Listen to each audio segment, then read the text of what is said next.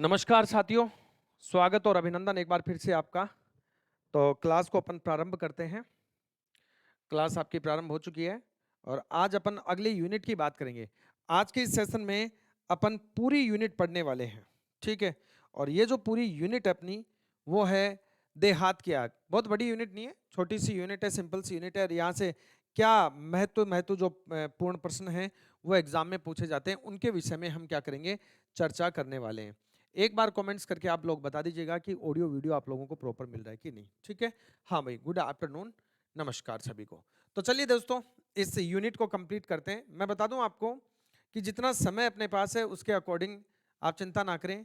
इस माह के अंदर यानी 30 दिन के अंदर लगभग आप लोगों का जो सिलेबस है ये आपका लगभग लगभग जो है वो कंप्लीट हो जाएगा, इसलिए आपको घबराने की जरूरत नहीं है।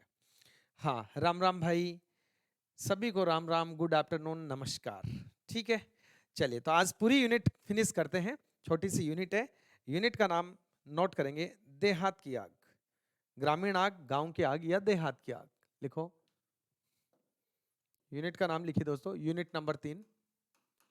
2 यूनिट अपने कंप्लीट हो गई है, यूनिट नंबर 3 अपन प्रारंभ करते हैं। गांव की आग, गांव की आग, या इसी को हम कह सकते हैं गांव यानी देहात, तो देहात की आग।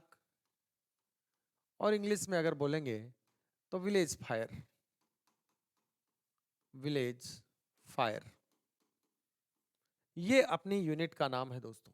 गांव की आग, देहात की आग या विलेज फायर, इस यूनिट के विषय में हम चर्चा करने वाले हैं। हाँ, वो यूट्यूब पे है जो मैंने बताया था आपको, एक बार सर्च कर लेना, ग्रुप में डाल भी दिया था मैंने। तो गांव की आग, देहात की आग या विलेज फायर की हम बात करें मित्रों, तो यहां पर देखिएगा सबसे पहले कि अगर हम ये बात करें गांव देहात, तो देहात का मतलब गांव हो गया, ग्राम हो गया। आग का मतलब हो गया एक रासायनिक प्रक्रम। तो गांव में लगने वाली आग की हम चर्चा करेंगे, लेकिन ये बात शुरू करने से पहले आप लोगों को मैं ये बता दूं कि हमारा भारत जो देश है ये एक कृषि प्रधान देश है। यानी अधिकतर जो आबादी है, मैक्सिमम जो जनसंख्या है वो कृषि पर डिपेंड करती है, क्योंकि अधिकतर जनसंख्या गांवों में निवास करती है। और गांव में रोजगार का जो साधन है, संसाधन है, वो मोटे तौर पर देखा जाए तो कृषि है। वो अलग बात है कि कृषि में छुपी हुई बेरोजगारी है। छुपी हुई बेरोजगारी का मतलब होता है कि कृषि जहां 2 व्यक्ति कर सकते हैं वहीं पे 5 लोग लगे हुए हैं, ठीक है। अगर वो 5 में से 3 लोग हट भी जाएं तो भी वो 2 आदमी उतनी ही कृषि करेंगे, उतना ही उत्पादन करेंगे जितने 5 मिलके कर रहे हैं। इसका मतलब वो 3 तो क्या है, वैसे ही लग रहे हैं, बेरोजगार हैं, लेकिन उनको महसूस हो रहा है कि वो कुछ कर रहे हैं। इसलिए छुपी हुई बेरोजगारी होती है कृषि के अंदर। चलिए बात करते हैं हम सबसे पहले कि गांवों के अंदर जो भवन, ठीक है, हाँ बिल्कुल बता दिया जाएगा शैलेंद्र, ठीक है। गांव के अंदर जो भवन होते हैं दोस्तों, इन भवनों में आग लगने के जो अग्निकांड हैं ये ज्यादा होते हैं। इसका कारण ये है कि गांव के अंदर जो भवन निर्माण सामग्री है, ये भवन निर्माण सामग्री कुछ अलग प्रकार की होती है, अधिक ज्वलनशील होती है। जैसे अपन देखते हैं गांव के अंदर घर बनाते हैं तो उसमें बांस, बल्लियां, घास फूस, पेड़ पौधों की सामग्री, इन सब का ज्यादा उपयोग किया जाता है और ये ज्यादा ज्वलनशील होते हैं, ठीक है। इसलिए मोस्टली देखा जाए तो ज्यादा अग्निकांड गांव में होते हैं। फिर गांव का एरिया खुला होता है, खुले एरिया के कारण जब कहीं आग लग जाती है किसी एक घर में, तो हवा के कारण आग जो है वो आगे फैल जाती है, दहन प्रक्रिया के द्वारा आग आगे फैल जाती है, इस प्रकार से। फिर गांव की जो आग है उसको बुझाने में भी कई समस्याएं हैं। पानी की कमी होती है। पानी की कमी का मतलब है जल स्रोत जहां है उनमें जल की कमी, ठीक है। जैसे तालाब है तो गर्मियों के दिनों में सूख गया, गर्मियों के दिनों में सूख गया तो वहां पानी नहीं है, इस तरह से।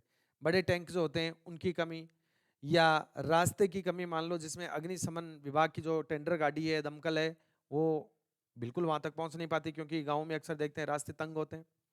तो इस तरह की बहुत सारी चीजें जो है वो अपन इसमें बात करने वाले हैं। तो सबसे पहले आप नोट करेंगे, पहली बात लिखिए, हाँ नमस्कार भाई, पहली बात लिखिए, भारत एक कृषि प्रधान देश है। भारत एक कृषि प्रधान देश है, कृषि प्रधान देश है। भारत एक कृषि प्रधान देश है जिसमें जिसमें अधिकतर जनसंख्या, जिसमें अधिकतर जनसंख्या गांवों में निवास करती है। कहाँ निवास करती है? गांवों में निवास करती है।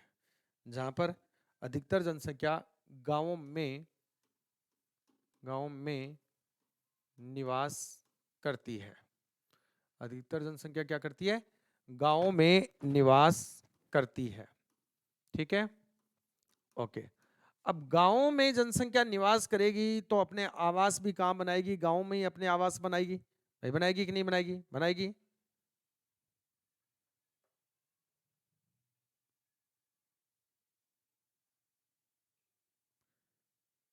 कितने बच्चे सर ऑनलाइन हैं? ये होते हैं एवरेज सर बच्चों की। मुकेश कुमार कह रहे हैं सर आप डब्लू वाइब्रेशन कर रही हो, मतलब मैं समझा नहीं भाई क्या हो रहा है। मुकेश एक बार दोबारा से आप लिख के भेजेंगे, ठीक है, तो मैं आप लोग को समझा पाऊंगा कि आप क्या पूछना चाह रहे हैं। तो यहाँ पर देखिए दोस्तों, भारत एक कृषि प्रधान देश है और अधिकतर जनसंख्या गांव में निवास करती है और ग्रामीण क्षेत्रों में भवन निर्माण की जो सामग्रियां हैं वो शहरों से क्या होती हैं? भिन्न होती हैं। अगली बात लिखिए, गांवों में गांवों में गांवों में भवन निर्माण गांव में भवन निर्माण गांव में भवन निर्माण की सामग्री शहरों से अलग होती है। शहरों से अलग होती है। शहरों से अलग होती है। मैं आपको इसी यूनिट में साथ के साथ प्रश्न भी नोट करके बताता चलूंगा कि इस टाइप के प्रश्न जो है वो एग्जाम में पूछ लिए जाते हैं। उन पे भी अपन साथ के साथ क्या करेंगे? चर्चा करेंगे। अच्छा, वीडियो फोटो सही नहीं आ रही? नहीं नहीं, ऐसा तो कोई नहीं। आप देखिए बिल्कुल सही है, मैं चेक कर पा रहा हूँ सामने सिस्टम पे। ठीक है, हो सकता है आपकी साइड में कोई प्रॉब्लम हो, एक बार आप चेक कर लीजिएगा। ठीक है, चलिए। तो गांव में भवन निर्माण की सामग्री शहरों से अलग होती है दोस्तों। इसलिए यहां पर अगर हम चर्चा करें कि किस प्रकार से आग यहां पर लगती है, क्यों लगती है, क्या वो सामग्रियां हैं जो गांव में भवन निर्माण के लिए उपयोग ली जाती हैं, तो लिखेंगे ग्रामीण क्षेत्रों में भवन या आवास निर्माण में ग्रामीण क्षेत्रों में ग्रामीण क्षेत्रों में भवन या आवास निर्माण में भवन या आवास निर्माण में भवन या आवास निर्माण में ठीक है, ग्रामीण क्षेत्रों में भवन या आवास निर्माण में उपयोग ली जाने वाली सामग्री उपयोग ली जाने वाली उपयोग ली जाने वाली सामग्री बांस बल्ली ठीक है, लकड़ी, बांस बल्ली, लकड़ी, घास, ये सब होते हैं दोस्तों। क्या होते हैं? घास आदि होते हैं। वह घास आदि होते हैं, आदि होते हैं। इस कारण इस कारण इस कारण गांव में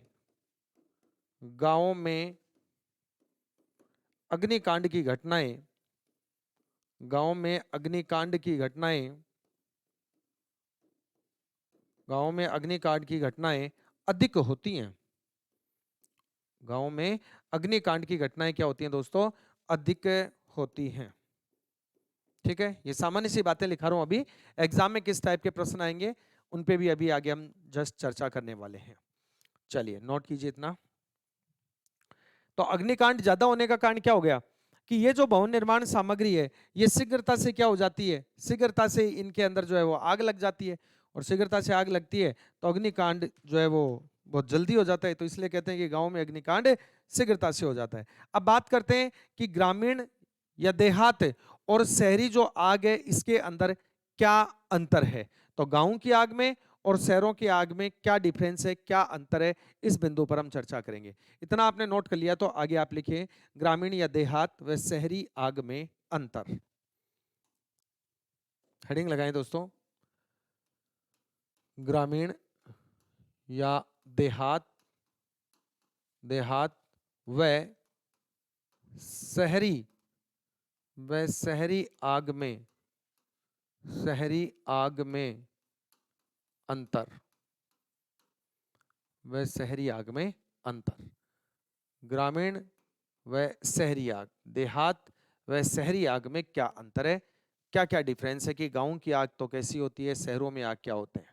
ऑब्जेक्टिव क्वेश्चन बिल्कुल चल रहे हैं, ठीक है। आप लोग इंटरेस्ट दिखाएंगे तो मैं उनको लगातार रखूंगा, ठीक है। ग्रामीण क्षेत्रों में शीघ्रता से आग लगती है जबकि शहरों में नहीं, क्योंकि आवास निर्माण के पदार्थ दोनों जगह क्या होते हैं, अलग अलग होते हैं। तो लिखो, ग्रामीण क्षेत्रों में, पहली बात लिखेंगे एरो लगा के, ग्रामीण क्षेत्रों में, ग्रामीण क्षेत्रों में शहरी क्षेत्रों की तुलना में, क्षेत्रों में शहरी क्षेत्रों की, शहरी क्षेत्रों की तुलना में, ग्रामीण क्षेत्रों में शहरी क्षेत्रों की तुलना में आग अधिक लगती है, अधिक लगती है।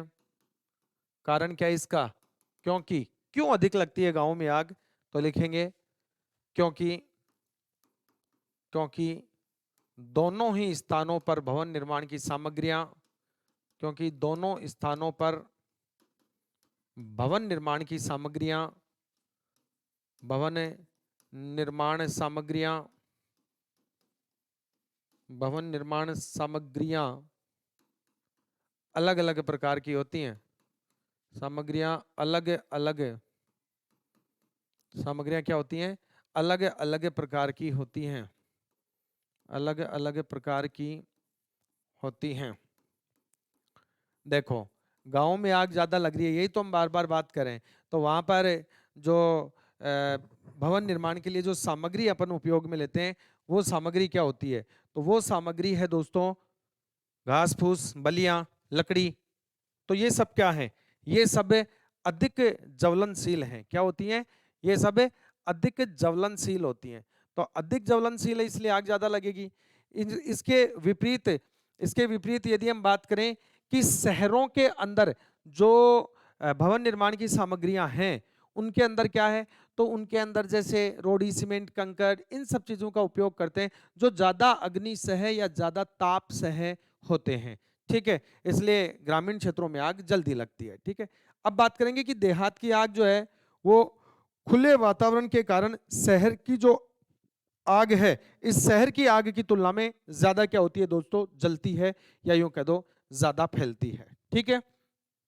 चलिए, तो आगे लिखेंगे, अगली बात लिखेंगे, नोट करिए, ग्रामीण क्षेत्र की आग या ग्रामीण क्षेत्रों की आग खुले वातावरण के कारण, खुले वातावरण के कारण, खुले वातावरण के कारण शहर की आग की तुलना में, शहरी आग की तुलना में, शहरी आग की तुलना में अधिक फैलती है, तुलना में अधिक फैलती है, अधिक फैलती है। कौन सी ज्यादा फैलती है, गांव की जो आग है वो जो है दोस्तों वो ज्यादा फैलती है, ठीक है। क्यों, क्योंकि वातावरण ओपन है, खुला है, खुले वातावरण में दहन प्रक्रिया के द्वारा वायु के माध्यम से आग जल्दी से आगे क्या हो जाती है, फैल जाती है, ठीक है। देहात की जो आग है उसको बुझाने के लिए, देखो और क्या अंतर है देहात और शहर की आग में, तो देहात की आग को बुझाने के लिए सामग्री और साधन जो है वो सीमित होते हैं। देखो, देहात की आग को, देहात की आग को बुझाने के लिए, देहात की आग को बुझाने के लिए, देहात की आग को बुझाने के लिए साधन व सामग्री, साधन व सामग्री सीमित होती हैं, सीमित होती हैं, सीमित होती हैं, ठीक है। जबकि शहरों में आग को बुझाने के लिए बहुत सारे संसाधन होते हैं, अग्निशमन डिपार्टमेंट होता है, राइजर्स लगे होते हैं, ठीक है, और स्प्रिंकलर्स लगे होते हैं, बहुत सारी चीजें होती हैं दोस्तों, अग्निशमन यंत्र जो है वो होते हैं। ओके सर, हमारे लिए भी कुछ करो अलग से एग्जाम सर।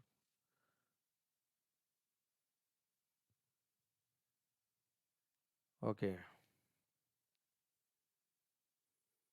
संदीप बताया तो था, एक एमसीक्यूज की क्लास आप लोगों के लिए की भी थी, आप लोगों के भविष्य को ध्यान में रखते हुए, ठीक है, आप लोगों के फ्यूचर को विशेष महत्व देते हुए मैंने तो प्रारंभ की थी। आप लोग अगर इंटरेस्ट रखेंगे तो कंटिन्यू मिल जाएगी आपको, ठीक है। चलिए आगे चलते हैं, आगे बढ़िए। तो देहात की आग को बुझाने के लिए साधन व सामग्री क्या है, सीमित होती है। मैं एक चीज आपको बता दूं अंकित, कि जब तक आपके पास प्रॉपर एक मैटर नहीं होता है, जब तक एक प्रॉपर आपके पास डेस्क्रिप्टिव पढ़ने का मैटर नहीं होता है, तब तक कुछ नहीं कर पाएंगे। इतनी जल्दबाजी मत मचाओ, जितना समय बचा है मैंने क्लास प्रारंभ होते ही आपको कहा था कि बेहतरीन तरीके से आपका पूरा होगा, और जिस तरह से मैं लेके चल रहा हूँ उस तरह से आप लेके चलो दोस्तों, उतने टाइम में आप लोग जो है वो बिल्कुल बहुत अच्छा परफॉर्मेंस करके आएंगे। मैं पहले भी बता चुका हूं कि कुछ यूनिट ज्यादा बड़ी थी इसलिए उनमें 5-5 6-6 दिन लगे। अभी यूनिट जैसे अब आज की यूनिट है, ये एक ही दिन की आज की यूनिट है, ये लो कंप्लीट। आगे जो कराऊंगा वो जल्दी एक यूनिट हो जाएगी। तो बहुत सारी यूनिट है, 50% यूनिट तो ऐसी जो वन डे की है, ठीक है, तो इसलिए आपको घबराने की जरूरत नहीं है। नहीं बिल्कुल 2 महीने नहीं लगेंगे, मेरे को अच्छे से पता है, मैं पढ़ाता हूँ, आप चिंता ना करें, ठीक है। चलिए अब क्या होता है कि यहाँ पर हमने कहा कि गांव में आग बुझाने की सीमित संसाधन है। अब उनमें कई रीजन और हैं कि ग्रामीण आग को बुझाने के लिए, ग्रामीण आग को बुझाने हेतु, ग्रामीण आग को बुझाने के लिए अग्निशमन जो गाड़ी होती है, अग्निशमन अग्निशमन की गाड़ी को, अग्निशमन की गाड़ी को रास्ता भी उपलब्ध नहीं हो पाता है, ठीक है। अग्निशमन की गाड़ी को क्या नहीं होता है, रास्ता उपलब्ध नहीं हो पाता है, रास्ता उपलब्ध नहीं हो पाता है, नहीं हो पाता है। देखो यहां पर एक चीज ध्यान रखना कि सामान्यतः बात कर रहे हैं, जरूरी नहीं है आप में से कोई कहे साहब मेरे गांव में तो बहुत बड़े बड़े रास्ते हैं, ठीक है।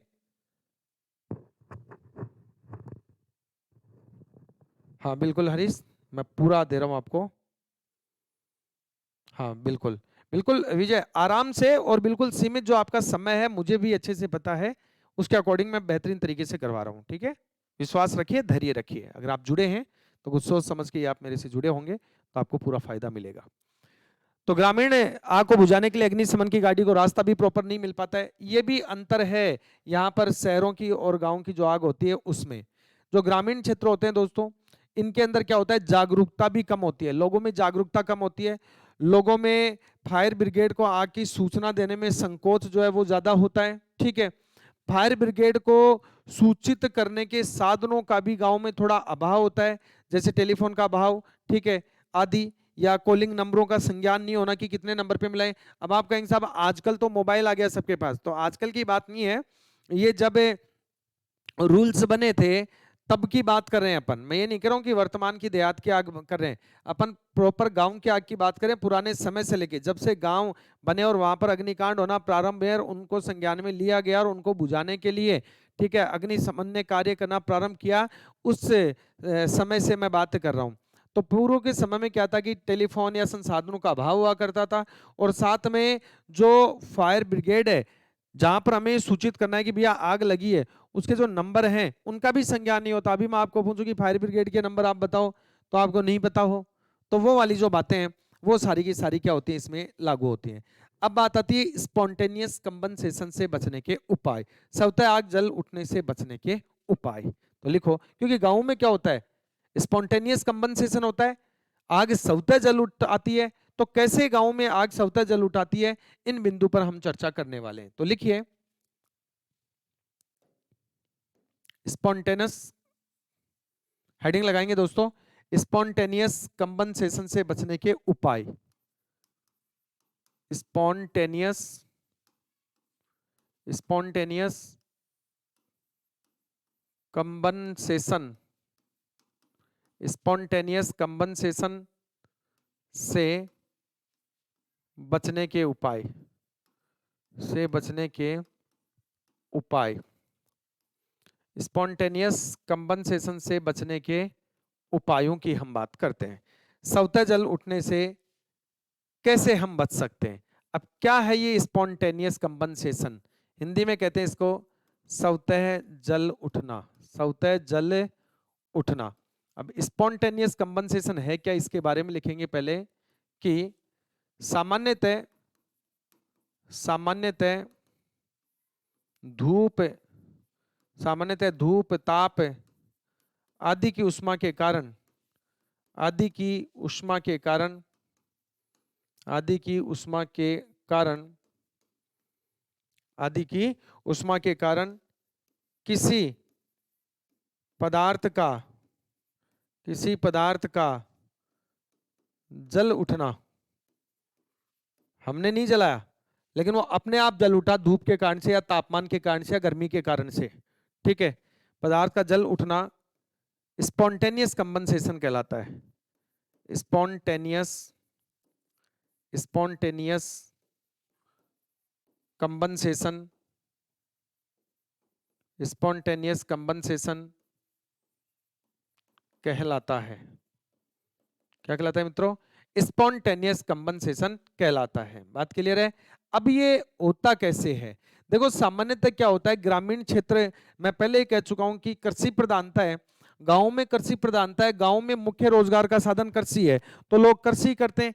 कृषि करने के बाद फसल को काटेंगे, फसल को काटने के बाद उसकी पूलियां जो होती हैं उनको हम रख देते हैं सुखा करके, तो उनको अच्छे से सुखा करके और अच्छे से एक दूसरे के ऊपर जचा कर रखना चाहिए, अगर आप चाहते हैं कि स्पॉन्टेनियस कंबनसेशन नहीं हो।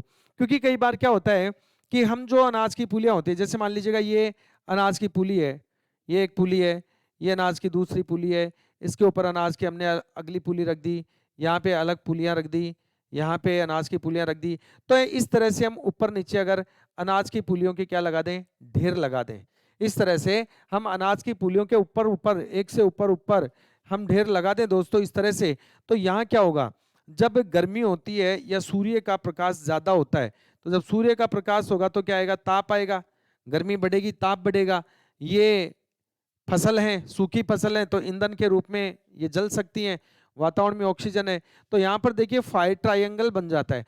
ईंधन तो ये खुद पुलियां हैं जो फसल के पौधे हैं, ठीक है, ओके, और यहाँ पर वातावरण में ऑक्सीजन है और सूर्य से जो प्रकाश है उसके कारण तापमान हुआ। अब जैसे ही सूर्य से प्रकाश आएगा, गर्मी होगी, तो इन पुलियों के अंदर, ये जो फसल की पुलियां हमने रखी हैं, इन पुलियों के अंदर तापमान बढ़ेगा कि नहीं बढ़ेगा? बढ़ेगा। और जैसे ही तापमान बढ़ेगा तो ये अपने आप ही क्या हो जाएंगी, ये अपने आप ही जल उठेंगी, स्वतः ही क्या हो जाएंगी दोस्तों, ये स्वतः ही जल उठेंगी। इसी को कहते हैं स्पॉन्टेनियस कंबनसेशन। कई बार होता है ना, खेतों में आग लग जाती है, ठीक है, कई बार होता है जंगलों में आग लग जाती है, वो स्पॉन्टेनियस कंबनसेशन के कारण होती है, स्वतः जल उठने के कारण होती है। तो इसके अंदर हम क्या करेंगे, इससे बचने के लिए हमें इन पुलियों को इस तरह से ना रखकर हमें इनको कैसे रखना चाहिए, हमें इनको ऐसे रखना चाहिए, जैसे ये एक पुली है, इसके पास दूसरी पुली खड़ी कर दी, इसके बाद तीसरी पुलियां जो है वो खड़ी कर दी, इस तरह से हम पुलियां इसके पास खड़े करते जाएंगे। तो यहाँ पर क्या होगा, इन पुलियों के बीच में देखो ये गैप हो जाएगा, इन पुलियों के बीच में ये क्या हो जाएगा, ये गैप हो जाएगा, यहाँ से एयर पास हो सकती है, ये देखो यहाँ से एयर पास हो सकती है। तो जब सूर्य से प्रकाश आएगा, तापमान बढ़ेगा, गर्मी होगी, तो कोई दिक्कत नहीं, अंदर की जो गर्म हवा है वो पुलियों के बीच में, हमने पुलियों को रखा है इस तरह से, इस तरह से रखा है, तो जो बीच में से गैप है वहां से ताजा हवा जो है पार होती रहती है, इसलिए गर्म हवा यहाँ से बाहर निकलती रहती है, गर्म हवा क्या होती है, बाहर निकलती रहती है, और यहाँ पर स्वतः जल उठने वाली बात नहीं होती है, ठीक है, स्पॉन्टेनियस कंबनसेशन नहीं होता है, और हमारे पदार्थ जलने से क्या हो जाते हैं दोस्तों, बच जाते हैं, जलने से क्या हो जाते हैं, बच जाते हैं। क्लियर? देखिए, तो स्पॉन्टेनियस कंबनसेशन से बचने के उपाय में हम ये बात भी लिखेंगे, यहाँ पर नोट करेंगे, तो लिखिए, खेतों में, खेतों में अनाज की पुलियों को, खेतों में अनाज की पुलियों को, अनाज की पुलियों को, अनाज की पुलियों को इस तरह से रखना चाहिए, इस तरह इस तरह से रखना चाहिए, इस तरह से रखना चाहिए जिससे, इस तरह से रखना चाहिए जिससे कि इनके बीच में से, बीच में से गर्म हवा, गर्म हवा बाहर निकल सके, बाहर निकल सके। ठीक है, तो ये स्पॉन्टेनियस कंपनसेशन से बचने का एक तरीका है खेतों के अंदर, गांव के अंदर। जब भी हम क्या करते हैं दोस्तों, हम ढेर लगाते हैं, तो जो ढेर हम लगा रहे हैं, पुलियों का जो ढेर हम लगा रहे हैं जो इस तरह से, ये ढेर 20 फीट से ज्यादा ऊंचा नहीं होना चाहिए, क्योंकि 20 फीट से ज्यादा ऊंचा होगा तो इसके अंदर का फिर तापमान क्या होगा, बढ़ने लगेगा। और जब इस फसल के ढेर का तापमान बढ़ने लगेगा तो ये स्वतः ही क्या हो जाएगी, फसलें जल उठेंगी। ठीक है, चलिए नोट कर लिया, इतना इतना नोट कर लिया तो आगे लिखिए। नेक्स्ट अगली बात लिखेंगे एरो लगा के, लिखो फसल की पुलियों की ढेरी की ऊंचाई, फसल की, फसल की पुलियों की, फसल की पुलियों की ढेरी की ऊंचाई, ढेरी की ऊंचाई, फसल की ढेरी की, फसल की पुलियों की ढेरी की ऊंचाई 20 फीट से अधिक नहीं होनी चाहिए, 20 फीट से ज्यादा ऊंची, 20 फीट से ज्यादा ऊंची नहीं होनी चाहिए। ठीक है, तो फसल की पुलियों की जो ढेरी है उसकी ऊंचाई 20 फीट से ज्यादा ऊंची नहीं होनी चाहिए, नहीं होनी चाहिए। क्लियर। और जो डेयरियां हम लगाते हैं, इस डेयरी का जो वजन है, एक डेयरी जो हम फसल की लगाते हैं दोस्तों, इस डेयरी के वजन की बात करें तो 50 मन से ज्यादा नहीं होना चाहिए। क्या नहीं होना चाहिए, 50 मन से ज्यादा नहीं होना चाहिए। एक मन में 40 किलो होता है, ध्यान रखना। तो लिखो फसल की ढेरियों, फसल की ढेरियों का वजन, एक डेयरी की बात करें का वजन 50 मन से ज्यादा, 50 मन से ज्यादा नहीं होना चाहिए, 50 मन से ज्यादा नहीं होना चाहिए। ध्यान रहे एक मन बराबर कितना होता है, 40 केजी होता है। तो नीचे लिख दो एक मन बराबर 40 केजी, मतलब 50 मन में कितना हो गया, तो 50 मन बराबर 50 गुणा 40, यही तो करेंगे, तो 2000 केजी, कितना हो गया, 2000 केजी। तो इससे ज्यादा जो है वो वजन एक डेयरी का नहीं होना चाहिए। ऐसा नहीं कि हमें धनाधन डेयरी के ऊपर डेयरी लगा दी तो इससे स्पॉन्टेनियस कंपनसेशन, स्वतः जल उठने की घटनाएं हो सकती हैं। जो दो डेयरी हम लगाते हैं, जैसे बहुत सारी डेयरियां लगाएंगे अपन, तो खेत में बहुत सारी फसल हुई है तो एक साथ ही तो डेयरी लगाएंगे नहीं, तो एक से अधिक डेयरियां लगाएंगे, तो दो डेयरियां जो हैं उनके बीच में अगर हम गैप देखें तो लगभग 60 फीट का गैप होना चाहिए। कितना, 60 फीट का। लिखो दो डेयरियों के बीच, दो डेयरियों के बीच, दो डेयरियों, दो डेयरियों के बीच लगभग, लगभग 60 फीट की, 60 फीट की दूरी होनी चाहिए। दो डेयरियां जो लगाते हैं अपन खेत में, उन दो डेयरियों के बीच लगभग क्या होनी चाहिए, 60 फीट की क्या होनी चाहिए मित्रों, दूरी होनी चाहिए। क्विज कितने बजे स्टार्ट होता है, 9 बजे, रात्रि 9 बजे। ठीक है, चलिए तो ये बात कर ली अपन ने देहात की आग के लगने के कारणों में। इसके अलावा जो और कारण हैं, तो ये अपन सेल्फ कंपनसेशन की बात कर रहे थे कि भाई स्वतः जल उठने की जो चर्चा है वो अपन यहाँ पर कर रहे थे। ठीक है, अब आगे चलें दोस्तों, तो आगे बात करते हैं कि और जो कारण हैं गांव में आग लगने के, और जो कारण हैं उन कारणों में चर्चा करें तो शादी समारोह के दौरान की जाने वाली आतिशबाजी जो है, ठीक है, नीचे लिखे एरो लगा के, शादी समारोहों, शादी समारोहों के दौरान, शादी समारोह के दौरान होने वाली आतिशबाजी या के दौरान की जाने वाली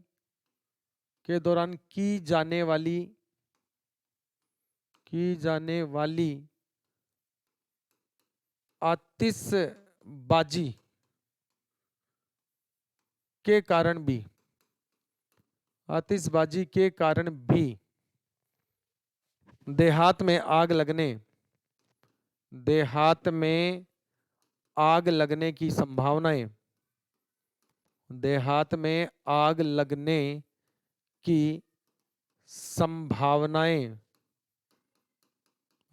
की संभावनाएं होती हैं। देहात में क्या होती है? आग लगने की संभावनाएं होती हैं प्यारे विद्यार्थियों। ठीक है, ओके। चलिए, इन चीजों से बचने के लिए, खलिहानों की आग से बचने के लिए, रेलवे ट्रैक के पास अगर खेत है तो जो खलिहान है, जो फसल है, उनको रेलवे लाइन या सड़क से थोड़ा दूर जो है वो स्थापित करना चाहिए, रखना चाहिए। ध्यान रखना चाहिए कि खलिहानों की जो ढेरियां होती हैं वो बिजली के तारों के नीचे या ट्रांसफार्मर के पास नहीं हो, क्योंकि वहां भी आग लगने की संभावनाएं हो सकती है। और इसके अलावा जो आग लगने की संभावनाएं हो सकती हैं वो जानबूझकर लगाई गई आग भी हो सकती है। भाई आपके खेत में ज्यादा पैदावार हो गई, पड़ोसी जलनशीलता के कारण क्या करके आ गया, आपके खेत में आग लगा के आ गया। ठीक है, तो अब देखो एग्जाम में किस तरह से प्रश्न बनते हैं। जितना पोर्शन अभी अपन ने देखा है इसमें से किस टाइप के प्रश्न बनते हैं, तो ये प्रश्न जरूर लिख लेना साथ में। जैसे क्वेश्चन नंबर 1 पूछा गया आपसे इसी टाइप के, मैं 10-15 प्रश्न आपको इस पूरी यूनिट में अभी आज ही बता दूंगा साथ में, तो उनसे बाहर प्रश्न नहीं जाएगा। ठीक है, देखो सामान्यतः देहात की आग में होने वाली हानि में शामिल है, प्रश्न पूछा सामान्यतः देहात की आग में शामिल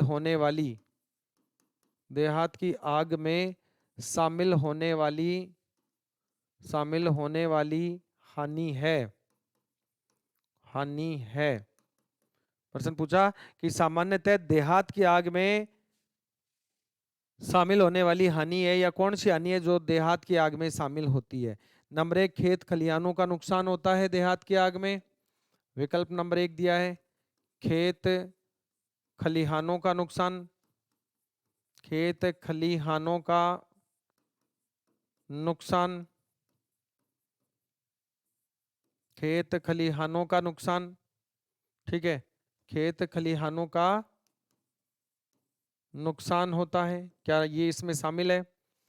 दूसरा विकल्प दिया गया आपको गांव के आवासों का नुकसान, गांव के आवासों का नुकसान, झोपड़पट्टी जल जाती है, आवासों का नुकसान, गांव के आवासों का नुकसान। तीसरा विकल्प आपको जो दिया गया है झोपड़पट्टी व पालतू पशुओं का नुकसान, झोपड़पट्टी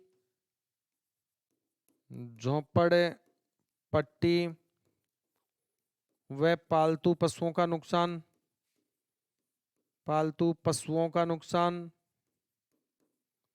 पालतू पशुओं का नुकसान। ठीक है, अब देखो आग लगती है, किसी टप्पर में आग लग गई और उसमें पालतू जानवर बंधे हुए हैं खूंटे से, तो निकल नहीं पाएंगे, तो जल जाएंगे बेचारे साथ में। ठीक है, और अगला विकल्प दिया है उपरोक्त सभी हानियां देहात की आग में शामिल हैं। अगला विकल्प दिया गया है ऑल ऑफ अबव, उपरोक्त सभी,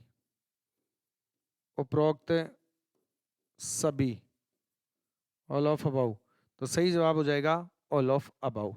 इस टाइप से यहां पर क्या होता है दोस्तों, प्रश्न बनता है।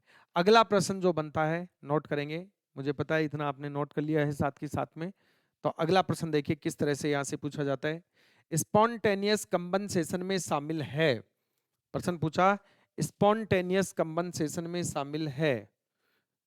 हाँ, दीपक क्लास के लास्ट में बात करेंगे इसमें, ध्यान दीजिए। अभी क्वेश्चन नंबर 2 स्पॉन्टेनियस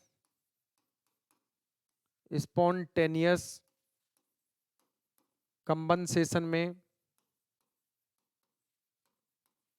स्पॉन्टेनियस कंबनसेशन में शामिल है, स्पॉन्टेनियस कंबनसेशन में शामिल है। स्वतः जल उठने में इनमें से कौन सा शामिल है?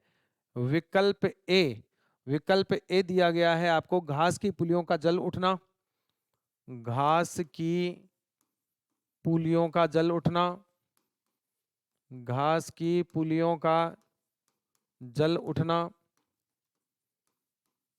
ये स्पॉन्टेनियस कंबनसेशन में शामिल है।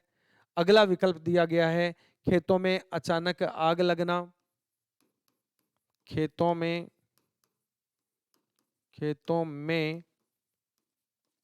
अचानक आग लगना, खेतों में अचानक आग लगना। तीसरा विकल्प आपको दिया गया है स्पॉन्टेनियस कंबनसेशन में जंगल में अचानक आग लगना, या जंगलों में अचानक आग लगना, जंगलों में अचानक आग लगना।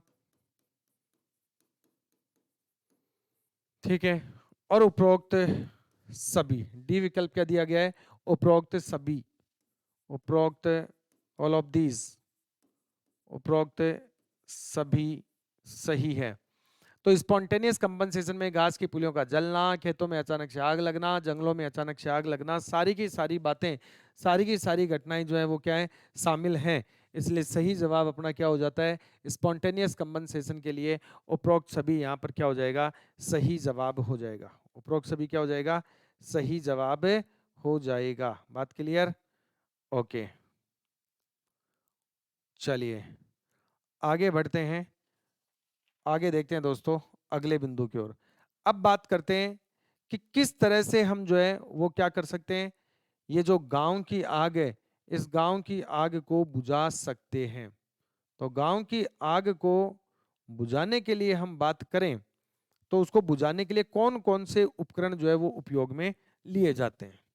तो लिखिए, हेडिंग लगाइए, गांव की आग को या देहात की आग को, देहात की आग को, देहात की आग को बुझाने में, देहात की आग को बुझाने में सहायक, सहायक क्या होते हैं? उपकरण, सहायक उपकरण। कौन कौन से उपकरण हैं जो देहात की आग को बुझाने में सहायता करते हैं या सहायक होते हैं? ये हेडिंग लगाएंगे। तो दोस्तों देहात की आग को, गांव की आग को बुझाने के लिए एक उपकरण के रूप में तो वाटर टेंडर पाइप का उपयोग किया जाता है। किसका? Water tender pipe, water tender, water tender pipe, water tender pipe. तो देहात की आग को बुझाने के लिए water tender pipe, water tender तो आप जानते हैं, टेंडर तो समझ में आ गया होगा, अग्निशमन की गाड़ी होती है, दमकल जो होती है वो, तो वो वाटर टेंडर, अगर पानी है उसमें आग बुझाने के लिए तो वो वाटर टेंडर होगी। उसमें CO2 होता है तो CO2 टेंडर कहलाती है, फोम होता है तो वो फोम टेंडर कहलाएगी, DCP पाउडर होता है तो DCP टेंडर कहलाती है। तो हम यहाँ बात कर रहे हैं गाँव की आग को बुझाने के लिए किसका? वाटर टेंडर पाइप का उपयोग करते हैं। ये जो वाटर टेंडर पाइप होती है, ठीक है, ये पाइप एक तरह से, और ये पाइप क्या करेगी? जलापूर्ति करेगी, आग बुझाने के लिए क्या करेगी? जलापूर्ति करेगी। तो ये जो पाइप है दोस्तों, ये लिख दो ऐसे बना के, यह पाइप आग बुझाने के लिए, यह पाइप आग बुझाने के लिए, आग बुझाने के लिए क्या करती है?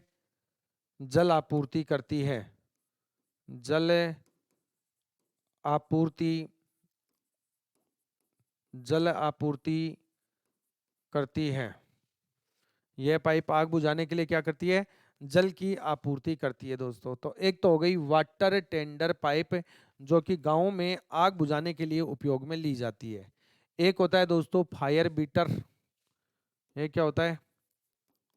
फायर बीटर, आगे अपन उपकरणों में इन सभी के बारे में अलग अलग पढ़ेंगे, इनकी लंबाई, चौड़ाई, मानकता, आईएस कोड, इनके किससे बने हैं ये, इन सब के विषय में चर्चाएं करेंगे। तो ये क्या होता है दोस्तों, खेत खलिहानों की जो आग होती है उसको बुझाने के लिए सामान्यतः फायर बीटर का उपयोग किया जाता है। और हम जानते हैं कि फायर बीटर के द्वारा या फायर बीटर की सहायता से आग को पीट पीट कर बुझाया जाता है। ठीक है, तो ये इस तरह से होता है फायर बीटर, इस तरह से। ठीक है, ये फायर बीटर होता है। लिखेंगे इसका उपयोग, इसका उपयोग, इसका उपयोग आग को, आग को पीट पीट कर, पीट पीट कर बुझाने के लिए, पीट पीट कर बुझाने के लिए, पीट पीट कर बुझाने के लिए किया जाता है, पीट पीट कर बुझाने के लिए किया जाता है। तो इसका उपयोग भी हम आग को बुझाने के लिए करते हैं। कैनवास का बना होता है, बिल्कुल बना होता है, बिल्कुल भाई। ठीक है, सारी बातें करेंगे, ये बात आपको मैं पहले ही बोल चुका हूँ कि आगे उपकरणों में हम सब के विषय में यही चर्चा करेंगे, कौन किसका बना हुआ है, किसके आईएस कोड क्या है, मानकता क्या है, ये सब। इसके अलावा दोस्तों अगर आग बुझाने के उपकरणों की बात करें तो जैसे स्पेड, स्पेड भी गाँव में आग बुझाने के काम में आता है। कैसे आता है, तो ये देखो स्पेड, अगला लिखेंगे स्पेड, स्पेड बोले तो फावड़ा, फावड़ा, स्पेड बोले तो फावड़ा होता है ना, इस तरह से। ठीक है, फावड़ा होता है जिससे हम खोदते हैं। ठीक है, होती है इस तरीके की संरचना, यही तो होता है ऐसा। ठीक है, तो ये फावड़ा होता है दोस्तों। इस फावड़े की सहायता से भी हम क्या करते हैं, इस फावड़े की सहायता से भी आग बुझाते हैं। कैसे, तो हम क्या कहेंगे कि इसके माध्यम से, इसके माध्यम से रेत को, रेत या मिट्टी को, रेत या मिट्टी को आग पर फेंक कर, को आग पर फेंक कर, आग पर फेंक कर आग को बुझाया जाता है, आग को बुझाया जाता है, आग को बुझाया जाता है। तो एक हो गया हमारा उपकरण कौन, स्पैड हो गया, फावड़ा हो गया। तो फावड़ा कैसे बुझाएगा, ये आग पर हम क्या करेंगे दोस्तों, आग पर हम मिट्टी इससे फेंक के और फिर आग को बुझाएंगे। इसके अलावा मिर्च फोर्क, मिर्च फोर्क जिसको कांटा भी कहते हैं दोस्तों, एक और उपकरण वो है मिर्च फोर्क, मिर्च फोर्क या इसको कांता कह दो, कांता, कांता या कांटा, कांता या कांटा भी कह देते हैं हम बोलचाल में। कांटे होते हैं ना ऐसे, मतलब जो अपनी फॉग होती है, ठीक है, उसके जैसा, मतलब ऐसा, इस तरह का, इस तरीके का जो होता है वो कहलाता है मिच फोर्क या कांटा। ये इस तरीके की संरचना होती है। ठीक है, इस तरीके की संरचना होती है। ठीक है, तो ये कांटा होता है, इससे आग को यूं उठा उठा के जलने वाली चीजों को इसमें डाल के और उनको साइड में बचा करके और क्या किया जाता है, आग को बुझाया जाता है। ठीक है, ये हो गया कांटा।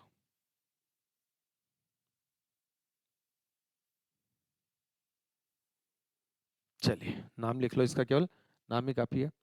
इसके अलावा हम बात करें दोस्तों आग बुझाने के और जो उपकरण हैं उनमें, तो एक नाम आता है अपना नंबर 5, फायर बकेट। तो गांव में आग बुझाने के लिए फायर बकेट का उपयोग भी करते हैं।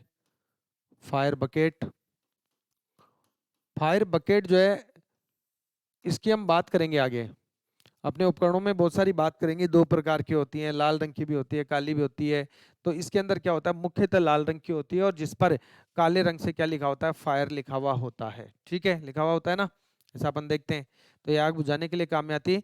इसमें रेत भर के रखी जाती है या इसमें पानी भर के भी रख सकते हैं, जिसका उपयोग आग को बुझाने के लिए कर सकते हैं। तो फायर बकेट यानी अग्नि बाल्टी, फायर बकेट का मतलब क्या हो गया, अग्नि बाल्टी, जो ऊपर की ओर चौड़ी होती है, नीचे की ओर थोड़ी सकड़ी होती है। जिस पर क्या लिखा होता है, फायर लिखा होता है। ठीक है, ये होती है फायर बकेट। तो ये दो प्रकार की हो जाती है फायर बकेट। एक तो हो जाती है वाटर बकेट, वाटर बकेट। अब वाटर बकेट में तो क्या होगा, पानी भरा रहता है। क्या भरा रहता है वाटर बकेट में, पानी भरा रहता है, पानी भरा रहता है। तो एक तो पानी से भरी हुई बाल्टी वाटर बकेट, एक होती है सैंड बकेट। क्या होती है, sand bucket. Sand bucket, sand का मतलब हो गया रेत। तो इसमें क्या होती है, रेत भरी रहती है, रेत भरी रहती है, रेत भरी रहती है। अगर बाल्टी में रेत भरी हुई है तो वो सैंड बकेट कहलाती है। तो ये भी आग बुझाने के लिए उपयोग में ली जाती है गांव के अंदर। ठीक है, चलिए आगे बढ़ते हैं, आगे की ओर चलते हैं दोस्तों, अगले उपकरण की बात करते हैं।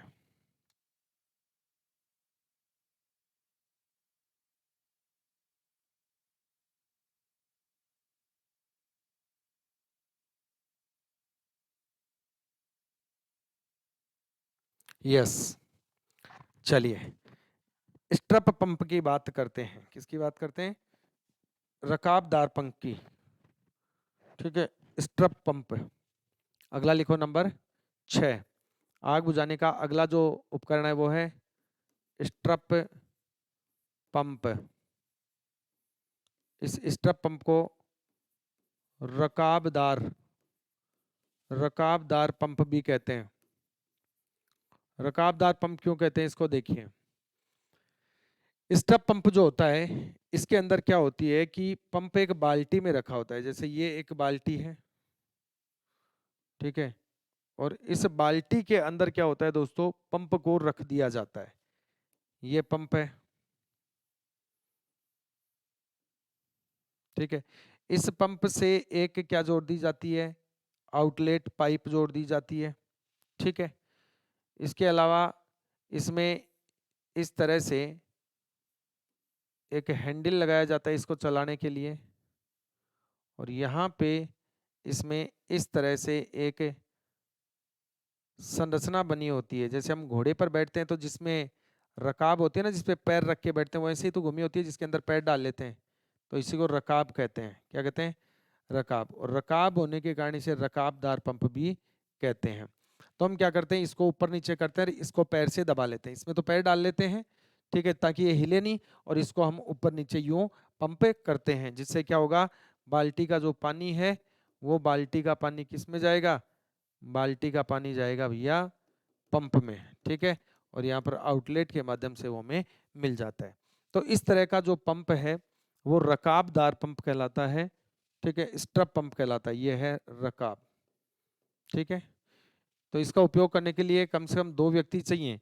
एक इसको पंप करेगा, एक आउटलेट पाइप को पकड़ के और आग पर पानी को क्या करेगा, डालेगा। ठीक है, इसके अलावा अगले जो उपकरण है उसमें फायर हुक। गांव में आग बुझाने का अगला उपकरण देखें दोस्तों, नंबर 7, तो वो है फायर हुक। क्या है, फायर हुक। तो फायर हुक का उपयोग भी देहात की आग को बुझाने के लिए किया जाता है। इस फायर हुक के अंदर क्या होता है, ये एक ऐसी संरचना होती है,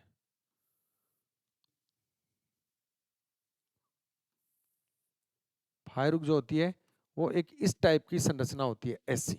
तो इसके अंदर ये जो है ये हुक बना होता है, इसके अंदर क्या होता है, ये ऐसे हुक बना होता है। तो ये जो हुक है, थोड़ा इसको ठीक से बना देता हूँ, इस तरह से हुक बना होता है इसमें, ये होता है फायर हुक। तो इस फायर हुक की सहायता से क्या करते हैं कि किसी भी वस्तु को, पदार्थ को जो जल रहा है उसको अपन खींचकर बाहर निकालने का क्या करते हैं, इससे उपयोग करते हैं। ठीक है, तो ये हो गया फायर हुक। और देखें अगर अपन आग बुझाने वाले उपकरण, तो उनमें बकेट पंप क्या होता है, एक बकेट पंप होता है, बकेट पंप। वो बाल्टी में लगा हुआ एक पंप होता है जो बाल्टी के ऊपर फिट कर दिया जाता है। जैसे ये बाल्टी है, ठीक है, तो इस बाल्टी के ऊपर ही उस पंप को क्या कर दिया जाता है, यहाँ फिट कर दिया जाता है।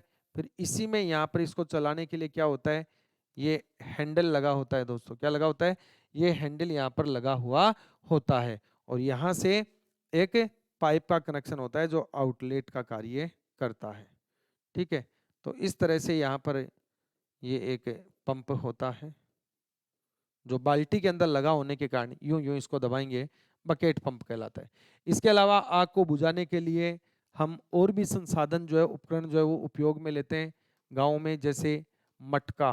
तो मटके का उपयोग भी लेते हैं गाँव में, पानी भर भर के उनमें और आग पर डालने के लिए उपयोग किया जाता है। ठीक है, करते कि नहीं करते? करते हैं ना। तो ये लो मटका हो गया आपका उपकरण हो गया एक तरह से आग बुझाने का। इसके अलावा हो गया दोस्तों कौन? रस्सियाँ। कौन हो गया? रस्सियाँ। तो रस्सियाँ भी आग बुझाने के दौरान उपयोग में ली जाती हैं, वस्तुओं को बांध कर खींचने में, इन सब के लिए जो है इनका उपयोग किया जाता है। ठीक है, ऐसा नहीं कि जलती हुई आग में, जैसे आग लग रही है, आग लग गई तो बचाने के लिए कोई और सामान है, उसको रस्सी फेंक के उसको बांध के और उसको अपन क्या कर ले? खींच ले। तो ये सारी सारी जो उपकरण है ये हैं। ठीक है, तो रस्सियों को क्या कहते हैं? रोप कहते हैं। क्या कहते हैं? रस्सी को रोप कहते हैं। तो रोप का उपयोग किया जाता है। ठीक है, काफी अलग अलग रोप होती हैं जो अधिक तापमान को भी सहन कर लेती हैं। तो ये सारे के सारे क्या हैं दोस्तों? उपकरण हैं।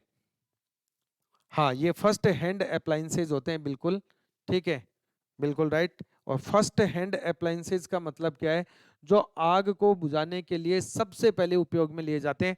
प्राथमिक रूप से जिन उपकरणों का उपयोग हम आग को बुझाने के लिए करते हैं वो क्या कहलाते हैं? वो फर्स्ट हैंड अप्लायंसेज कहलाते हैं। ठीक है, ओके। चलिए, इतनी सारी चीजें अपन ने यहाँ पर देख ली। अब देखिए यहाँ पर भी एक प्रश्न, इन उपकरणों से संबंधित किस प्रकार का प्रश्न जो है वो एग्जाम में बनता है, तो मैं आपको यहाँ पर बना के बता देता हूँ। पहले दो क्वेश्चन लिख चुके थे अपन, इसको नंबर 3 के रूप में लिख लेंगे। तो अगला प्रश्न इन उपकरणों से संबंधित जो बनता है कि गांव की आग बुझाने में निम्न में से कौन से उपकरण शामिल हैं?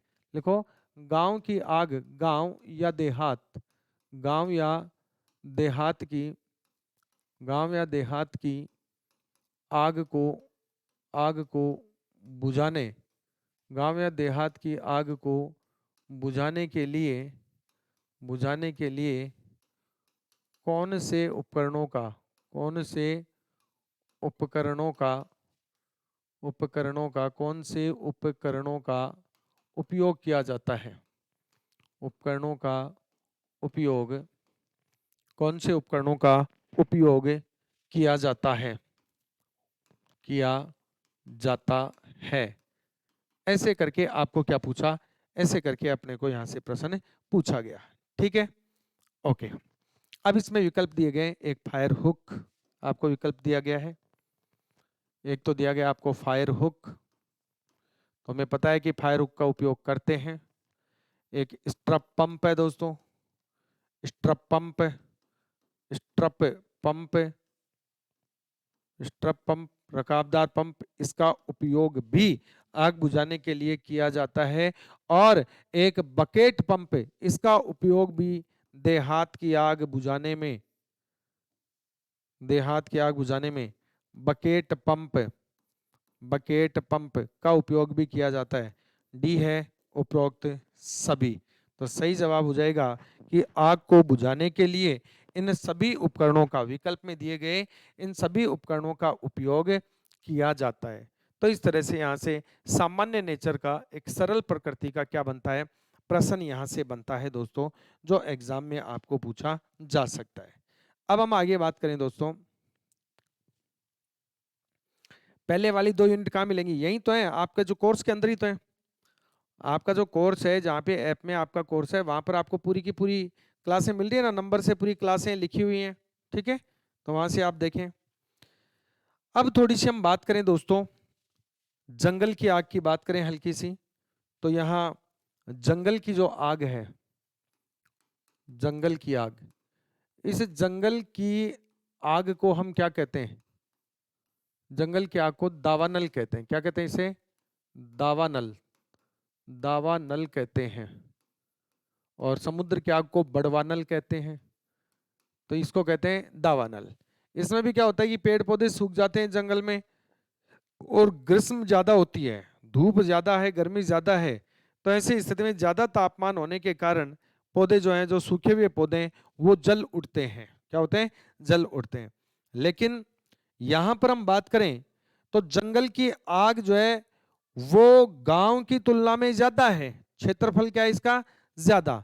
तो लिखेंगे जंगल की आग का क्षेत्रफल, तो लिखो क्षेत्रफल, जंगल की आग का क्षेत्रफल देहात की आग से ज्यादा, देहात की आग से, देहात की आग से, देहात की आग से ज्यादा है, देहात की आग से क्या है? ज्यादा है क्षेत्रफल। इसके अंदर जान माल की जो हानि है वो भी क्या होती है? कम होती है बजाय देहात की आग से।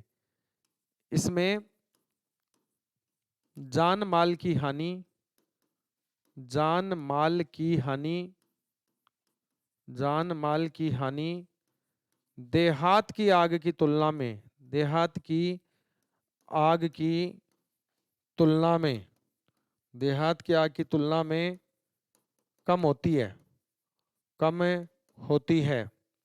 देहात की आग की तुलना में क्या होती है? कम होती है, ध्यान रहे। क्योंकि देहात में तो घर, झोपड़पट्टे, सामग्रियां, पालतू पशु वगैरह ये सब जल जाएंगे तो जान माल की हानि ज्यादा होती है। जंगलों में जान माल की हानि ज्यादा नहीं होती है, जो सूखे पेड़ पौधे होते हैं वो जल जाते हैं बस। ठीक है, ओके, आगे बढ़ते हैं। अब आग बुझाने की कठिनाइयों पर हम चर्चा करें तो आग बुझाने की कठिनाइयां गांव में और जंगलों में, दोनों में हम बात करें तो जंगल में आग को बुझाने में काफी कठिनाई तो आती है, कठिनाइयां से आती हैं। ये मैं आपको पहले भी बता चुका हूं, प्रारंभिक जो अपनी यूनिट थी पहली केमिस्ट्री ऑफ फायर में, तो वहां मैंने बहुत अच्छे से आपको बताया। रास्ते नहीं है, अगर आप दमकल लेके जाएंगे, फायर टेंडर लेकर जाएंगे, ठीक है, और उससे आग बुझाने के लिए आप जाएंगे तो जंगल के बीच में आप टेंडर को कहां से घुसाएंगे भैया? रास्ता कहां से मिलेगा? ठीक है, और जल की भी आपूर्ति कम होती है, जल की भी आपूर्ति क्या होती है? कम होती है। इस कारण से जंगलों की आग को बुझाने में भी क्या होती है? थोड़ी डिफिकल्टी आती है, दिक्कत आती है। अब जंगलों में आग लगने के अपन कारण देखें तो सीधे सीधे मैं यहाँ नाम लिख रहा हूं, ज्यादा उनका डेरिवेशन करूंगा नहीं। लिखो जंगलों में आग लगने के कारण, जंगलों में आग लगने के,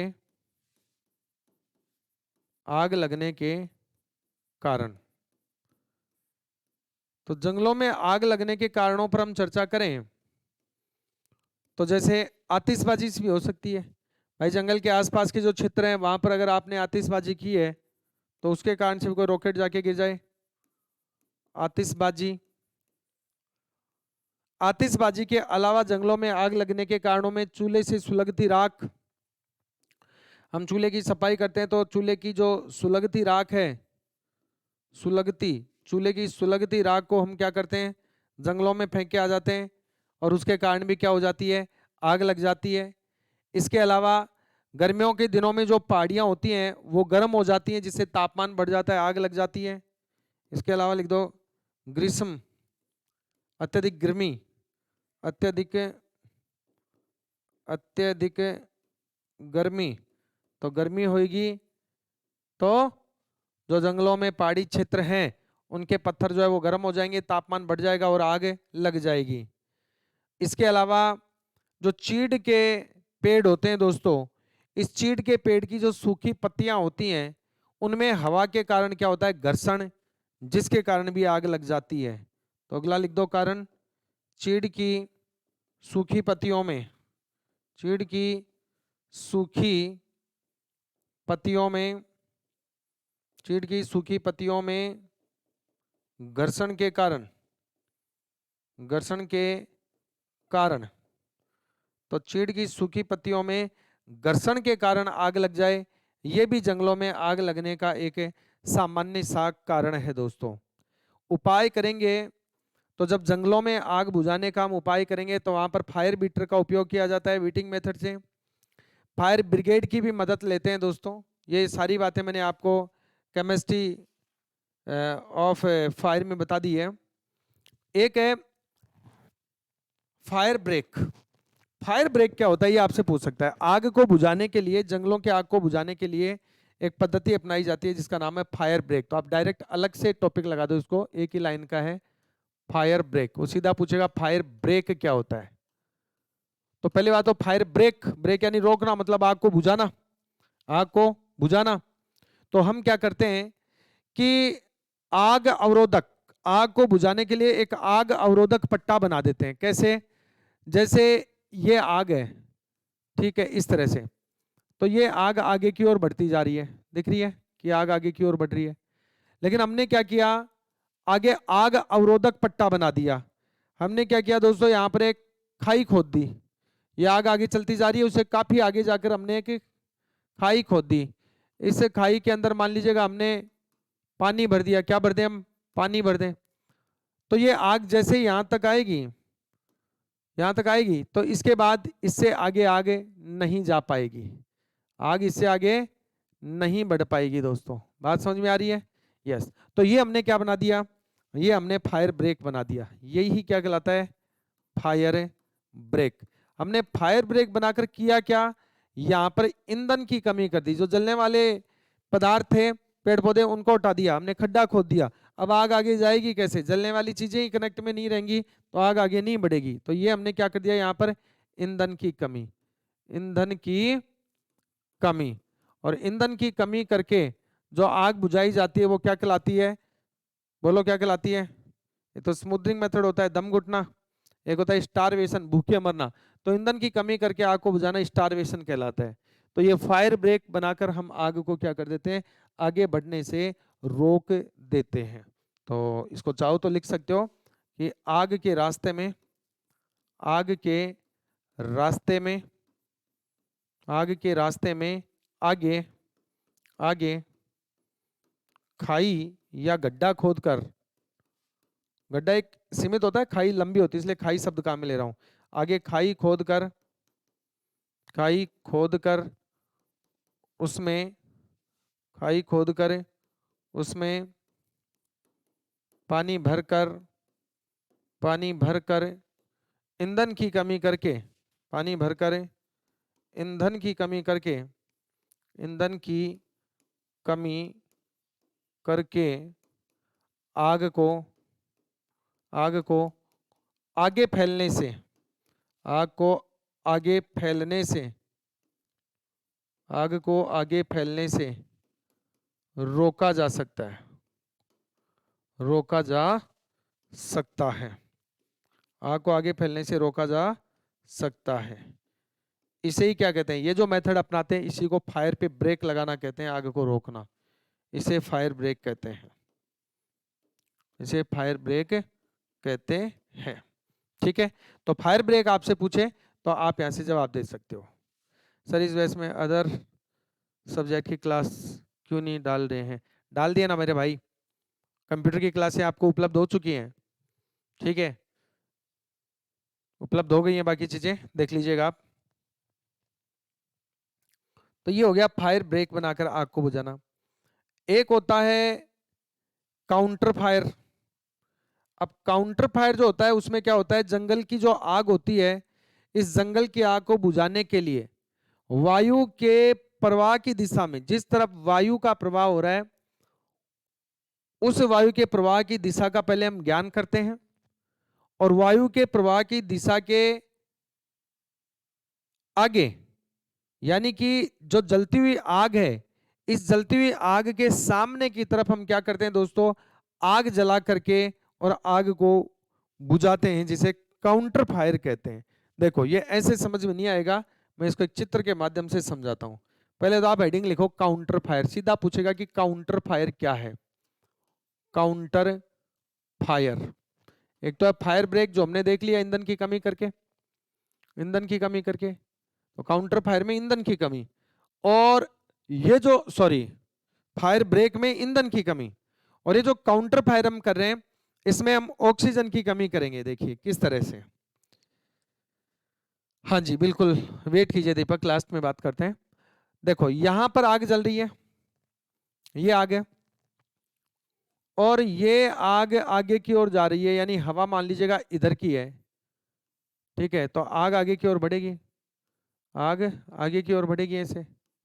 हमने क्या किया, कुछ दूरी पर, कुछ दूरी पर हमने क्या किया दोस्तों, इस आग के सामने से आग जलाई। ये आग है, ठीक है, और हमने इसके सामने आग जलाई। क्या की हमने? इसके सामने आग जला दी।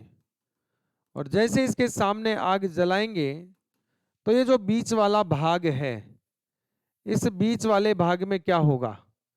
इस बीच वाले, ये है काउंटर फायर। यानी आग को बुझाने के लिए आग के सामने की तरफ आग जलाना, काउंटर फायर।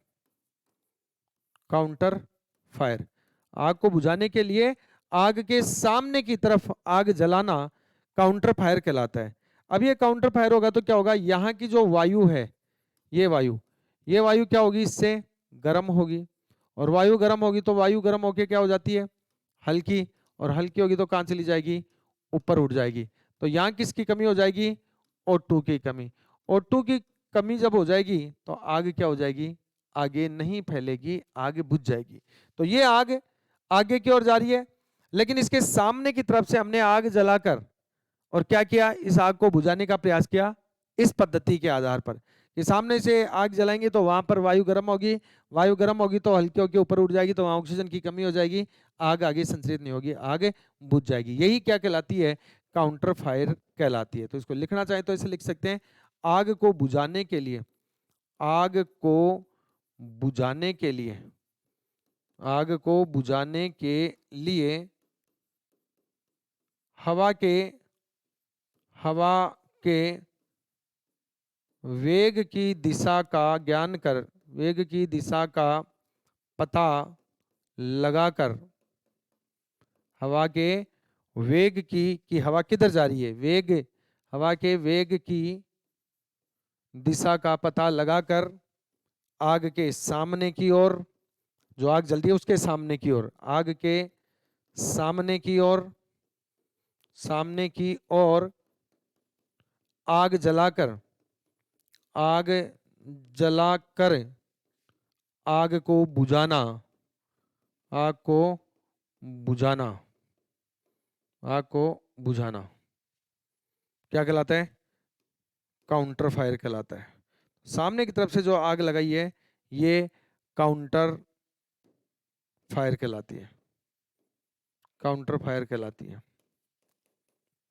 ठीक है, तो सामान्यतः काउंटर फायर का उपयोग जंगलों की आग को बुझाने के लिए, फायर ब्रेक का उपयोग जो जंगलों की आग है उसको कंट्रोल करने के लिए, आगे फैलने से रोकने के लिए किया जाता है। ठीक है, ओके।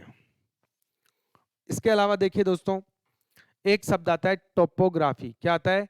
टोपोग्राफी एक शब्द आता है। तो ये टोपोग्राफी क्या है, इस पर हम चर्चा करते हैं।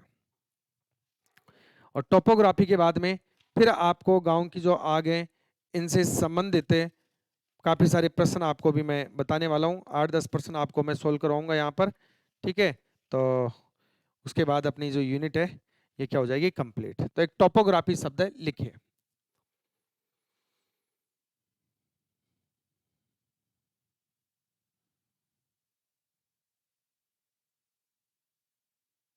चलिए, एक शब्द आता है टोपोग्राफी। अब टोपोग्राफी क्या होता है? टोपोग्राफी, टोपोग्राफी का मतलब समझो पहले तो। टोपोग्राफी का मतलब है कि आग बुझाने के लिए जब हम मानचित्रों का उपयोग करते हैं तो उसे टोपोग्राफी कहते हैं। पहली बात तो लिखो इसमें, आग बुझाने के लिए, आग को बुझाने के लिए, आग को बुझाने के लिए मानचित्र का प्रयोग करना, या मानचित्रों का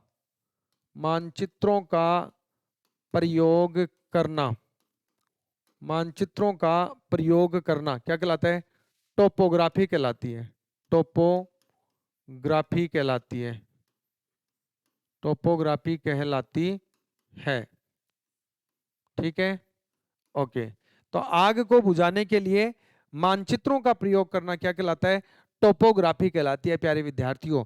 यानी इसमें क्या होती है कि भौगोलिक स्थितियां, टोपोग्राफी में क्या होता है कि हम किसी भी क्षेत्र की जो प्राकृतिक विशेषताएं हैं, वहां की स्थलाकृति के बारे में, रेगिस्तान के बारे में, समतल मैदान के बारे में, ठीक है, और बीहड़ के बारे में, या पहाड़ी क्षेत्र के बारे में, या नदियां, नाले, झरने आदि का ज्ञान रखते हुए अगर हम आग बुझाते हैं तो वही क्या कहलाता है, टोपोग्राफी कहलाता है। आप चाहें तो इसको लिख सकते हैं कि किसी क्षेत्र की किसी क्षेत्र की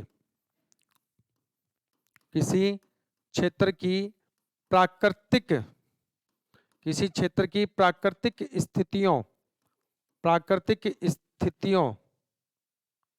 किसी क्षेत्र की प्राकृतिक स्थितियों जैसे नदी जैसे नदी जैसे पहाड़, जैसे रेगिस्तान रेगिस्तान जैसे समतल जैसे समतल या बीहड़ या बीहड़ जैसे समतल या बीहड़ आदि जो है दोस्तों, आदि का ज्ञान रखते हुए आग को बुझाना, आदि का ज्ञान रखते हुए कि ये कहाँ कहाँ है, किधर है, आदि का ज्ञान रखते हुए आदि का ज्ञान रखते हुए आग को बुझाना आग को बुझाना आग को बुझाना सीधे सीधे को दो, आग बुझाने के लिए मानचित्रों का प्रयोग करना। ठीक है, आग को बुझाना टोपोग्राफी कहलाता है। क्या कहलाता है, टोपोग्राफी टोपोग्राफी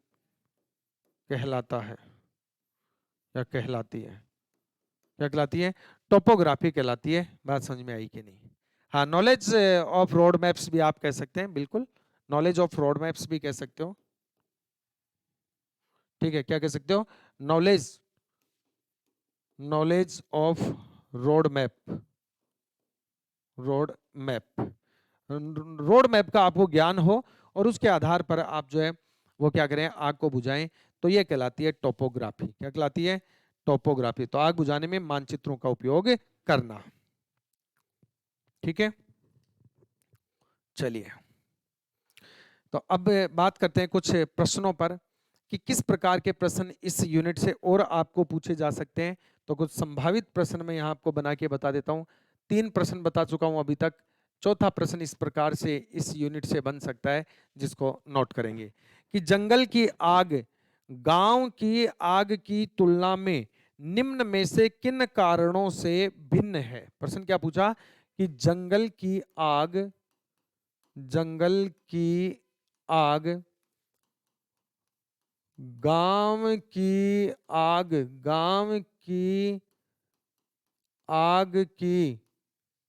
गांव की आग की तुलना में किन कारणों से भिन्न है, किन कारणों से भिन्न है। ऐसा कौन सा कारण है जिसके कारण से जंगल की आग और गांव की आग जो है वो भिन्न भिन्न होती हैं। पहला विकल्प लिखेंगे, जनहानि संभावना कम। जंगल की आग गांव की आग की तुलना में किन कारणों से भिन्न है, तो जनहानि संभावना कम। जनहानि संभावना कम। किसके लिए बात हो रही है, जंगल की आग की। जो जंगल की आग है वो गांव की आग की तुलना में कैसे भिन्न है, क्या क्या उसमें अंतर है। तो एक तो जन हानि की संभावना कम, एक क्षेत्रफल अधिक होने के आधार पर, क्षेत्रफल अधिक होने के आधार पर, क्षेत्रफल अधिक होने के आधार पर, क्षेत्रफल अधिक होने के आधार पर। इसके अलावा एक जो विभिन्नता है वो ये हो सकती है, पानी की समस्या अधिक होने के आधार पर, पानी की समस्या अधिक होने के आधार पर, अधिक होने के आधार पर, अधिक होने के आधार पर। तो पानी की समस्या अधिक होने के आधार पर और उपरोक्त सभी, डी विकल्प है, ऑल ऑफ दीज। तो जंगल की आग जन हानि संभावना कम होती है, बिल्कुल सही बात है, बजाय गांव की आग के। जंगल की आग का क्षेत्रफल अधिक होता है बजाय गांव की आग के। जंगल में पानी की समस्या अधिक होती है बजाय गांव की आग के। तो सभी हो गया दोस्तों, ये सभी प्रकार की जो बातें हैं इनके आधार पर ये जो जंगल की आग है ये गांव की आग से क्या होती है, डिफरेंट होती है, भिन्न होती है। क्या होती है, भिन्न होती है।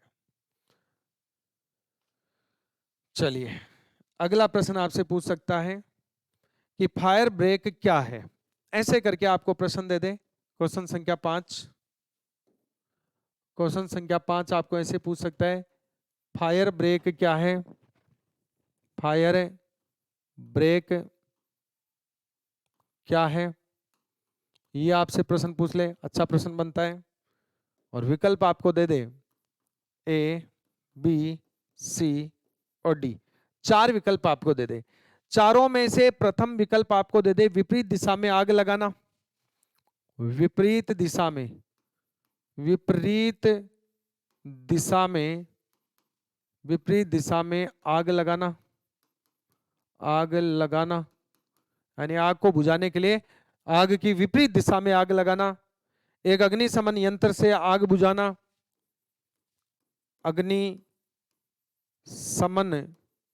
यंत्र से आग बुझाना, यंत्र से, अग्निशमन यंत्र से आग बुझाना, अग्निशमन यंत्र से आग बुझाना।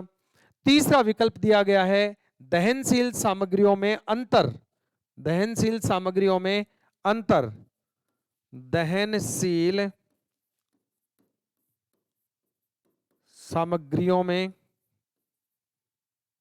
दहनशील सामग्रियों में क्या करना, या दहनशील सामग्रियों की कमी, दहनशील सामग्रियों की कमी करना। और नंबर 4 उपरोक्त सभी, उपरोक्त सभी। थोड़ा सा सोच के आपको जवाब देना है। हालांकि इतना टाइट क्वेश्चन भी नहीं है कि आप इसका जवाब नहीं दे पाए, लेकिन जवाब आप दे सकते हैं। हम जानते हैं कि फायर ब्रेक में हम करते क्या है, इधर आग चल रही है और आग आगे नहीं बढ़े इसके लिए हम कोई खाई खोद देते हैं, उसमें पानी भर देते हैं। किसकी कमी कर दी हमने? दहनशील सामग्री की कमी कर दी, ईंधन की कमी कर दी। किसकी? ईंधन की कमी। और ईंधन क्या होता है? दहनशील सामग्री होती है। तो दहनशील सामग्रियों की कमी करना। तो जवाब क्या हो जाएगा? सी अपना सही जवाब हो जाएगा इसके लिए, इस प्रश्न के लिए सी क्या हो जाएगा? सही जवाब हो जाएगा। एक प्रश्न आपसे पूछ ले अगला, नेक्स्ट क्वेश्चन, कि काउंटर फायर क्या है? देखिए काउंटर फायर क्या है, ऐसे करके आपको प्रश्न पूछ ले। काउंटर फायर, काउंटर फायर क्या है, ये आपसे प्रश्न पूछ ले और 4 विकल्प आपको दे दे काउंटर फायर के लिए। ठीक है, पहला विकल्प आपको दे दिया कि विपरीत दिशा में आग नहीं लगाना, विपरीत दिशा में, विपरीत दिशा में आग नहीं लगाना, विपरीत दिशा में आग नहीं लगाना। काउंटर फायर के लिए दूसरा जो विकल्प दिया गया है, किसी भी दिशा में आग लगाना, किसी भी दिशा में मतलब आग को बुझाने के लिए, किसी भी, अंडरस्टूड है, किसी भी दिशा में आग लगाना, किसी भी दिशा में आग लगाना, किसी भी दिशा में आग लगाना। और विकल्प नंबर 3 कहता है दोस्तों कि अनुभवहीन व्यक्ति या कर्मचारी द्वारा आग लगाना, अनुभवहीन, अनुभवहीन कर्मचारी या व्यक्ति द्वारा, या व्यक्ति द्वारा आग लगाना, आग लगाना। देखो कभी भी फायर का काउंटर फायर करेंगे तो अनुभवी व्यक्ति ही करेगा जिसको पूरा ज्ञान हो। और डी, मुख्य आग के विपरीत दिशा में आग लगाना, मुख्य आग के, मुख्य आग के विपरीत दिशा में, मुख्य आग के विपरीत दिशा में आग लगाना, आग लगाना। ठीक है, ये सारे के सारे विकल्प दिए गए हैं। और काउंटर फायर होती है दोस्तों मुख्य आग के विपरीत दिशा में आग लगाना, मुख्य आग के विपरीत दिशा में क्या करना? आग लगाना क्या कहलाता है? काउंटर फायर कहलाता है। ठीक है, चलिए, तो इस तरह से आपको एग्जाम में क्या कर सकते हैं, बहुत सारे प्रश्न आपको पूछे जा सकते हैं। ऐसे आपको टोपोग्राफी का पूछ लेगा तो वो भी हम जवाब दे देंगे। तो दोस्तों ये एक बहुत ही सिंपल सी अपनी एक यूनिट थी और ये यूनिट जो है अपनी इसी के साथ क्या हो जाती है, कंप्लीट हो जाती है। ऐसी बहुत सारी यूनिट आपकी जो केवल एक-एक दिन के, जो डेढ़-डेढ़ घंटे की, 2-2 घंटे की क्लास लेने पर कंप्लीट हो जाएँगी। जैसा मैंने कहा था कि मैं आप लोगों का थोड़ा समय इंक्रीज़ कर दूँगा, आपको घबराने की आवश्यकता नहीं है। देखिए, आज मैंने क्लास का समय जो है वो ऑटोमैटिकली क्या कर दिया, इंक्रीज़ कर दिया, यूनिट भी पूरी करवा दी। आप लोग जो है वो सभी को शेयर किया था, आप सर्च कर लीजिएगा, ठीक है?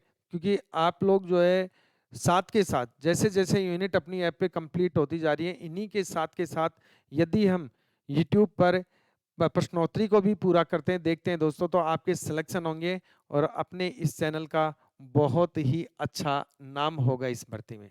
तो चलिए मित्रों, इसी के साथ यूनिट कंप्लीट होती है। देता हूँ अपनी वाणी को विराम, मिलता हूँ अगले सेशन में, कल अगली क्लास में। तब तक के लिए सभी को प्यार भरा नमस्कार। जय हिंद, जय भारत।